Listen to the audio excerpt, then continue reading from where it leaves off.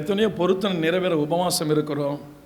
எப்படியெல்லாம் நம்ம ஜெபம் பண்ணிட்டு இருக்கிறோம். நான் இப்படி நடக்கணும், ஆவிக்குரிய வாழ்க்கையில் பூமிக்குரிய வாழ்க்கையில் இந்த உயர்ந்த நிலைக்கு நாம் போகணும் அப்படிலாம் சொல்லி நாம் ரொம்ப பிரயாசப்படுறோம், பொருத்தனை செய்கிறோம், ஆண்டவர்கிட்ட விண்ணப்பம் வைக்கிறோம்.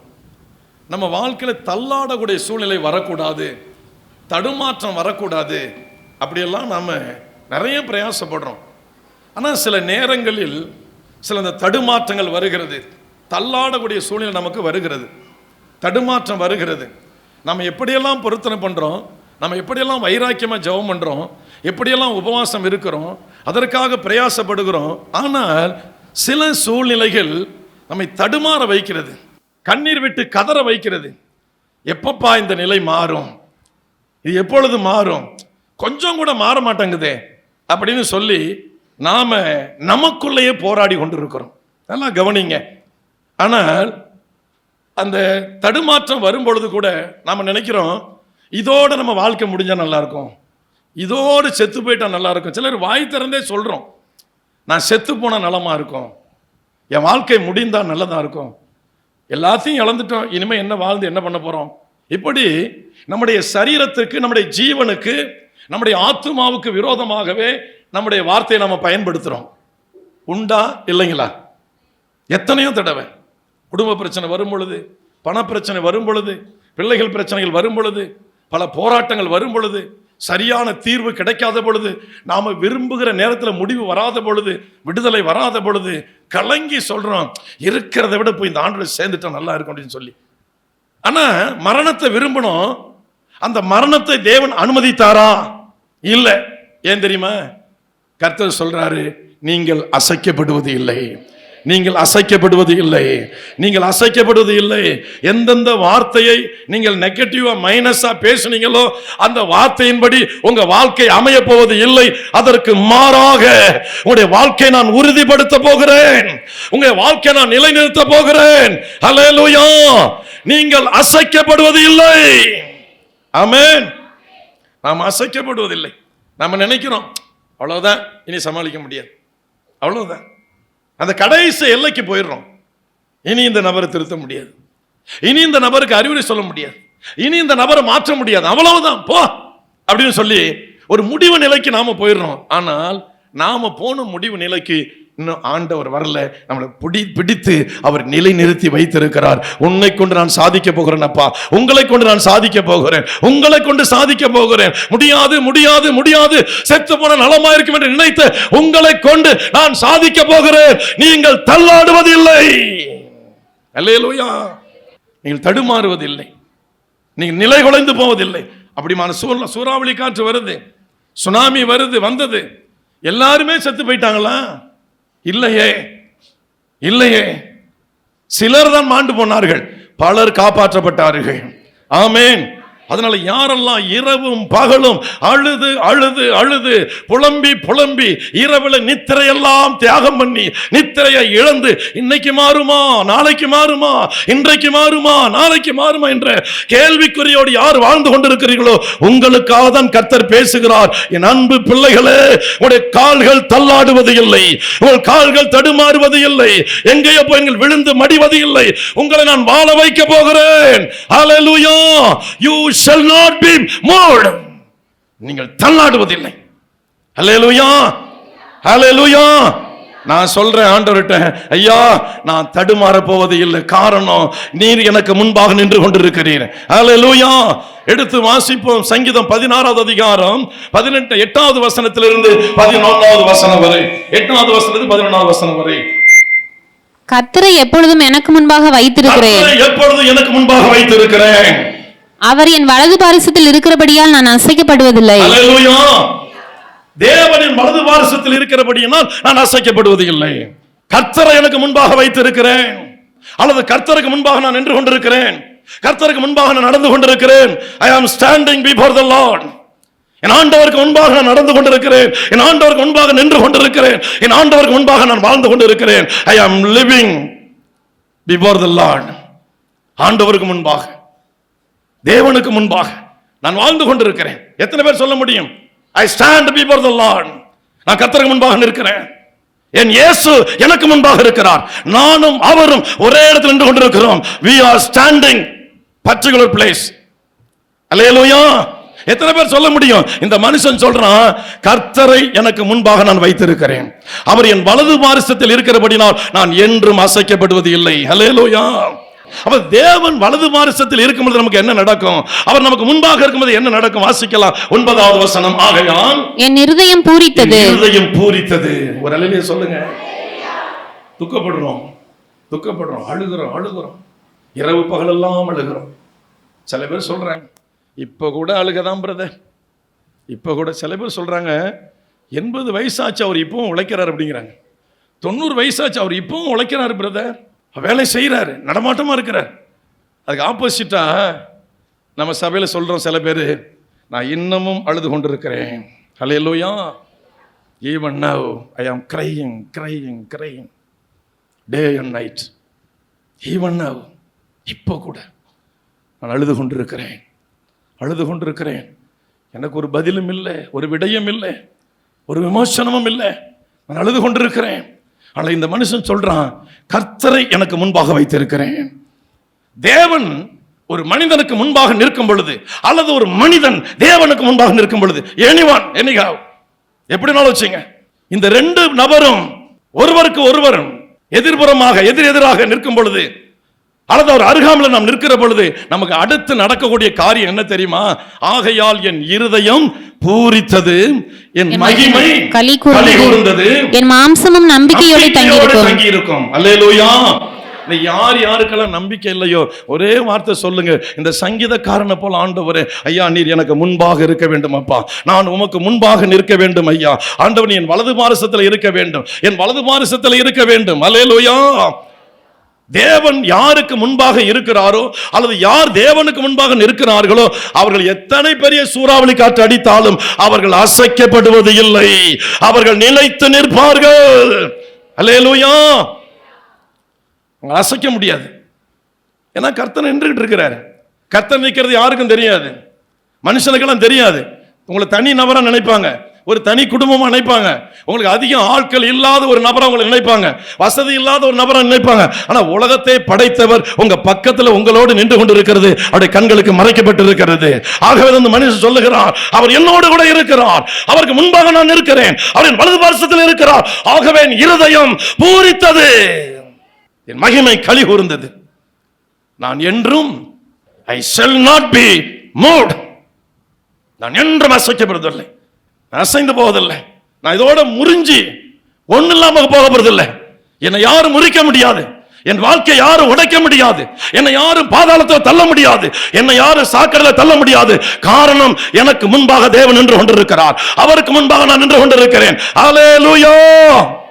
கர்த்தருக்கு ஸ்தோத்திரம். அதான் அவர் சொல்றார், நான் கர்த்தருக்கு முன்பாக நின்று கொண்டிருக்கிறேன், ஆகவே நான் அசைக்கப்படுவது இல்லை. கர்த்தருக்கு ஸ்தோத்திரம். அடுத்த வசனத்தை வாசிங்க.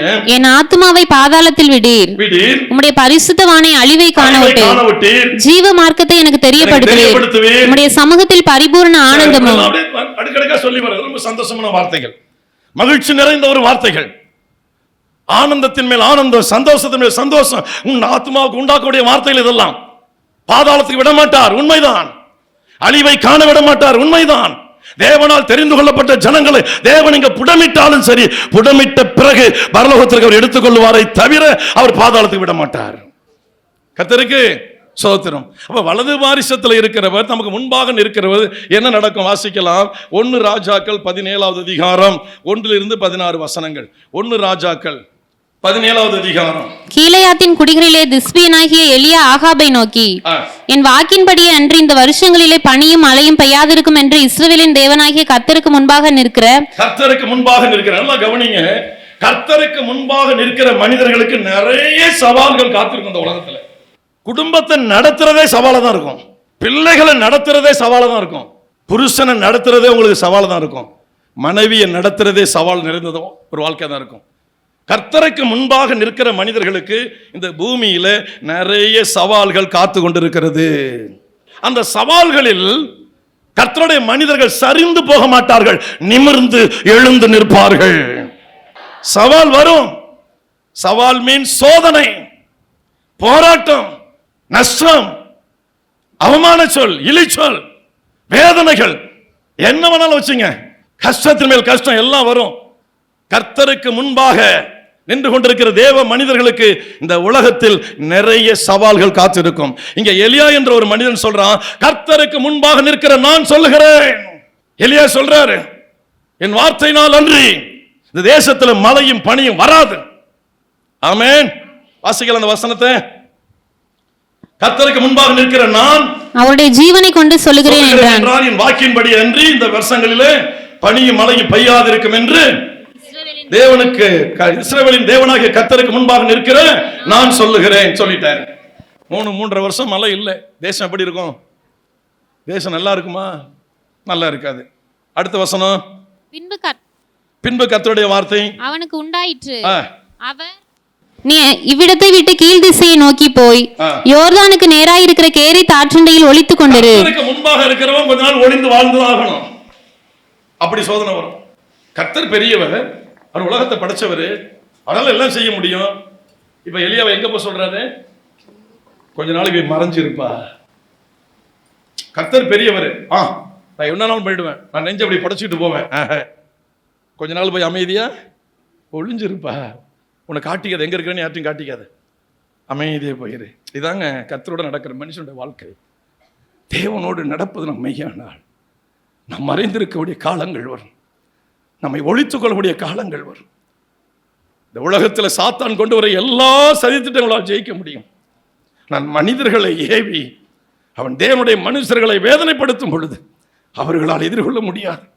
இங்க அவர் சொல்றார், போய் கொஞ்ச நாள் ஒளிஞ்சிக்கப்பா. ஆண்டவரே, நீர் யெகோவா தேவன், வானம் பூமியை படைத்தவர், உமக்கு மேல ஒரு சக்தி இல்லை. நான் ஏன் போய் சூரிய செடியில் ஒளிஞ்சுக்கணும்? என்னை ஏன ஒழித்து கொண்டு இருக்கணும்? மனதை எல்லாம் முடியுமே, நீர் பார்த்தாலே எரிந்து போகுமே, நீர் சொன்னால ஒன்றுமில்லாமல் போகுமே, நான் ஏன் போய் ஒளிஞ்சுக்கணும்? தேவனுக்கு முன்பாக இருக்கிறவர்கள், தேவனை முன்வைத்து நடக்கிறவர்கள் யாரோ, ஆண்களோ பெண்களோ, கணவனோ மனைவியோ, ஊழியக்காரனோ ஊழியக்காரியோ, யாராக இருந்தாலும் சரி, எனக்கு முன்பாக தேவன் இருக்கிறார், அவரை நான் முன்பாக வைத்திருக்கிறேன், அவர் என் வலது பார்சத்தில் இருக்கிறார், அவரோடு நான் நடந்து கொண்டு இருக்கிறேன், அவர் இல்லாமல் நான் வாழவில்லை, அவர் இல்லாமல் வாழ முடியாது, அவரும் நானும் ஒன்றாக தான் இருக்கிறோம், என் இருதயத்தில் குடியிருக்கிறார், என் வாழ்க்கையில் அவர் இருக்கிறார், என் வாழ்க்கை ஒவ்வொன்றும் அவருக்காக தான் என்று அர்ப்பணிக்கிற மனிதர்களை பார்த்து தேவன் சொல்லுகிறார், எலியா உன்னை ஒழித்து கொண்டிரு, உன்னை மறைச்சிக்க சொல்லுவாங்க. அவர் எங்கேயோ ஓடி போயிட்டாரு, காணவரை, அவர் எங்கேயோ போயிட்டாரு, திருடிட்டாரோ, ஏதாவது முள்ளமாரித்தனம் பண்ணிட்டாரோ, ஏதாவது சமுதாய துரோகம் பண்ணிட்டாரோ, ஆளை காணுமே, ஆள் இல்லையே. தேவன் சொல்லுகிறார், எனக்கு முன்பாக நிற்கிற எலியா, தேவனாகிய கர்த்தராகிய எனக்கு முன்பாக நிற்கிற எலியா, நீ போய் உன்னை ஒழித்துக் கொண்டிரு. கொஞ்ச நாளைக்கு கர்த்தருடைய பிள்ளைகள் கர்த்தரோட நடந்து கொண்டிருக்கிறன்னா கொஞ்சம் நம்ம வாழ்க்கையை கொஞ்சம் மறைச்சு தான் வச்சுக்கணும். நெஞ்சை புடைச்சிட்டு போக முடியாது. என்னோட நீதி இருக்கு, என்னோட நியாயம் இருக்கு, என்னோட தேவன் இருக்கிறாரு, நான் சொன்ன தேவன்லாம் செய்வாரு, நான் என்ன சொன்னாலும் செய்வாரு, நான் நெஞ்சை புடைச்சிட்டு போவேன் இல்லை, அமைதியை போய் உன்னை ஒழித்து கொண்டிரு. வாசிக்கலாம் கீழே, அந்த ஆற்றின் தண்ணீரை குடிப்பாய், அங்கே உன்னை போஷிக்க காகங்களுக்கு கட்டளையிடுவேன் என்றார். மனுஷன்லாம் வரமாட்டாங்கப்பா, உன்னை தேடி யாரும் வரமாட்டாங்க, நீ ஆனா அதை நினைச்சிடாத. I am your God, you are my son. நான் உன்னுடைய தேவன், நீ என்னுடைய மகன், நீ எனக்கு பிள்ளை, நான் உனக்கு பிதா, நான் யெகோவா தேவன். உன்னை போஷிக்க மனிதர்கள் வருவன் நினைக்காத. ஆறுதல் சொல்லுவாங்க, அப்படியே தாங்குவாங்க, அவனை தூக்குவாங்க, உயர்த்தி பேசுவாங்க, நினைக்காத எலியா, காகங்களை அனுப்புவேன். தேவனுக்கு முன்பாக ஒரு மனிதன் நிற்பது மெய்யானால், தேவனுக்கு முன்பாக ஒரு மனுஷன் நிற்பது மெய்யானால், ஒரு ஊழியக்காரனோ ஊழியக்காரியோ, ஒரு தேவனுடைய பிள்ளை விசுவாசியோ மூப்பரோ, கர்த்தரை தான் நான் முன் வைத்திருக்கிறேன் என்று வாழ்ந்து காட்டுவது மெய்யானால் அவருடைய வாழ்க்கையில் இது வந்தே தீரும். நம்ம ஜெபிக்கிற இடமெல்லாம் அற்புதம் நடக்கும். ஆனா இப்ப போஷிக்க போறது யாரு? மழை வராதுன்னா வராது, 3 வருஷம் நின்று போயிடும் வானம். எலியாவுடைய வார்த்தைக்காக தேவன் காத்திருந்தார். எலியா என்ன சொல்லுகிறான செய்ய அவர் காத்திருந்தார். அப்படிப்பட்ட தேவ மனுஷனுக்கு தேவனுடைய வார்த்தை புறப்பட்டு வருகிறது, உன்னை ஒழித்து கொண்டிரு. அகம்பாவமா பேசாதப்பா, அதிகப்படியா பேசாத. உன் வார்த்தை நான் எல்லாம் கேட்கிறேன் என்பதனால நீ எல்லா அதிகாரத்தையும் மேல நினைக்காத, ஒழித்து கொண்டிரு, மறைஞ்சிரு. யாருக்கும் தெரிய வேண்டாம். போ, உன்னை போஷிக்க பெரிய கனவான்கள் அனுப்ப நினைக்காத. அற்பமாய் எண்ணப்பட்ட காகத்தை நான் அனுப்புவேன். ஏன்னா நீ அற்பமாய் நினைக்கப்படுகிற அந்த சூழ்நிலை அது. உன்னை அற்பமாய் நினைக்கிற சூழ்நிலை அது. உன்னை தாழ்வாய் தரக்குறைவா நினைக்கிற சூழ்நிலை அது. நான் ஒரு கனவான உனக்கிட்ட அனுப்ப முடியாது. காகங்களை அனுப்புவேன். சாப்பிட்டுட்டு அந்த ஆற்று தண்ணீரை குடிச்சிட்டு அங்கே கொஞ்சம் காலம் இரு. வாசிக்கலாம். அவன் போய் கர்த்தருடைய வார்த்தையின்படியே யோர்தானுக்கு நேராய் இருக்கிற கேரை தாற்றண்டையிலே தங்கியிருந்தான். காகங்கள் அவனுக்கு விடியற் காலத்தில் அப்பமும் இறைச்சியும் சாயங்காலத்தில் அப்பமும் இறைச்சியும் கொண்டு வந்தது. தாகத்திற்கு அந்த ஆற்றின் தண்ணீரை குடித்தான். தேசத்தில் மழை பெய்யாதபடினால் சில நாளுக்கு பின்பு அந்த ஆறு வற்றி போயிற்று. அப்பொழுது கர்த்தருடைய வார்த்தை அவனுக்கு உண்டாயிற்று. கர்த்தருடைய வார்த்தை இரண்டாவது தரம் எலியாவுக்கு உண்டாகி, நீ எழுந்து சீதோனுக்கு அடுத்து சாரிபாத் ஊருக்கு போ. அந்த இடத்தையும் பாருங்க. பெரிய கனவான்கள் கிடையாது. அந்த அம்மா பஞ்ச பிரதேசம் இருக்கு. அந்த அம்மா வீட்டுல பஞ்சம். ஒரு பிடி மாவு, கலசத்துல கொஞ்சம் என்ன. அடுத்து அனுப்புற இடத்தை பாருங்க. தேவனுக்கு முன்பாக நிற்பது மெய்யானால் இத்தனை சிறுமைகளையும் அவர்கள் அனுபவித்து ஆக வேண்டும். நாங்க ஊழியக்காரங்கிறதுனால எல்லாரும் எங்களை தூக்கி தள்ள வச்சு ஆடுவாங்க. நான் நினைத்தா நான் முட்டாள், நான் அறிவில்லாதவன், நான் ஒரு மதியனன். நான் சொன்னால் தேவன் செய்வார், உண்மைதான். 3.5 ஆண்டுகள் வானத்தை அடைத்தது மெய்தான். பனியும் இல்லை, மழையும் இல்லை, எல்லாம் மட்டுமொத்தம் அடைப்பட்டது. ஆனால் இந்த மனுஷனை தேவன் அனுப்புற இடத்தை பாருங்க. தள்ளப்பட்ட இடம், ஒதுக்கப்பட்ட இடம், அற்பமான இடம். முன்னாடி காகங்கள், இப்போ கொஞ்சம் ஒரு விதவை. அந்த விதவை வீட்டில் அந்த விதவைக்கே சாப்பாடு கிடையாது, அந்த விதவையின் பிள்ளைக்கு சாப்பாடு கிடையாது. அந்த இடத்துக்கு தாங்க அனுப்பி வைக்கிறாரு. இதுதான் தேவனுக்கு முன்பாக நிற்கிற மனிதர்களுடைய சரித்திரம். தேவனுக்கு முன்பாக நிற்கிற தேவ பிள்ளைகளுக்கு வருகிற சன்மானம். தேவ மனுஷர்களுக்கு உண்மையாய் கர்த்தருக்கு பயந்து பயந்து வாழுகிற பெண்ணோ ஆணோ யாரோ அவர்களுக்கு தேவன் கொடுக்கிற சன்மானம். சமுதாயம் உயர்த்த நினைக்காதீங்க. கனவான மனிதர்கள்லாம் தேடி வருவோம் நினைக்காதீங்க. ஏன் அவர் செய்கிறார் அது நமக்கு தெரியாது.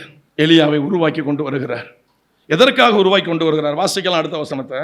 அங்க போகும் பொழுது அங்க சாரிபாத்தினுடைய வீட்டில் அந்த அம்மா கொண்டு வர்றாங்க உணவை. சாப்பிட்றாரு. சாப்பிட்டு நீங்க 16 வரையும் வாசித்தீங்கன்னா அங்க எலியா சொல்றாரு. 14வது வசனம், கர்த்தர் தேசத்தின் மேல் மலையை கட்டளையிடும் நாள் மட்டும் பானையின் மா செலவழிந்து போவதும் இல்லை. நானே தள்ளாடி தான் வந்திருக்கிறேன், தடுமாறி தான் வந்திருக்கிறேன். ஆனா கர்த்தர் உன் வீட்டுக்கு அனுப்பி இருக்கிறாரு. ஆனா உன் நிலை என்னை விட மோசமா இருக்கு. ஆனா ஒரு பிடி மாவு கொஞ்சம் கலசல என்னதான் இருக்கு நீ சொல்ற. ஆனா அதுல முதலாவது அடை எனக்கு கொண்டு வா.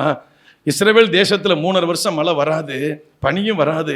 ஆனா உன் வீட்டுக்குள்ள மாவு குறையாது, எண்ணெயும் குறையாது, நிறைவாக காணப்படும். அல்லேலூயா.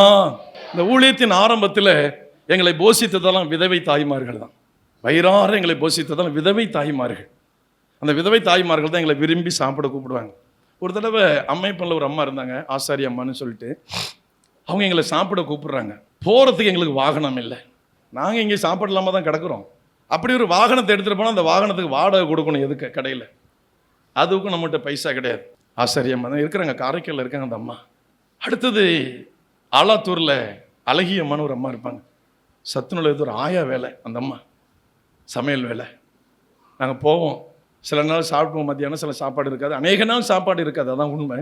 நாங்கள் போகும் பொழுது அந்த விதவை தாயார் சில தின்பண்டங்களை, கடையில் உள்ள தின்பண்டங்களை வாங்கி வச்சுருப்பாங்க. அதை முறுக்கு, இந்த பால்பன் இதெல்லாம் வச்சுருப்பாங்க. சாப்பிட்டோன்னே சரிம்மா அப்படின்னு ஜெபம் பண்ணுவோம். கிளம்புறம்மா. எங்கே போகிறீங்க? உட்காருங்க. ஏம்மா என்னம்மா? கிளம்புறம்மா, தின்பண்டம் கொடுத்தேன். இல்லை, உங்களுக்கு நாங்கள் சாப்பாடு செஞ்சு வச்சுருக்கிறோம், சாப்பிட்டு போங்க. விதவை தாய். எங்களை போஷித்தவர்கள் எல்லாம் கனவான்கள் அல்ல. தேவன் ஒரு மனிதனை பயன்படுத்துவது மெய்யானால், இயேசு கிறிஸ்து ஒரு நபருக்குள் இருப்பது மெய்யானால், இத்தனை சிறுமைகளையும் அனுபவிப்பதுதான் உண்மை. அனுபவித்து ஆக வேண்டும். அந்த சிறுமையை அனுபவிக்கும் போது என்னை கர்த்தர் கைவிட்டார் இல்லை. எலியாவை தேவன் கைவிடவில்லை. எலியாவை தேவன் மறக்கவில்லை. தேவனுடைய பார்வை எலியாவில் பட்டுக்கொண்டே தான் இருக்கிறது. அல்லேலூயா. அவருடைய பார்வை அவரை விட்டு எடுக்கல.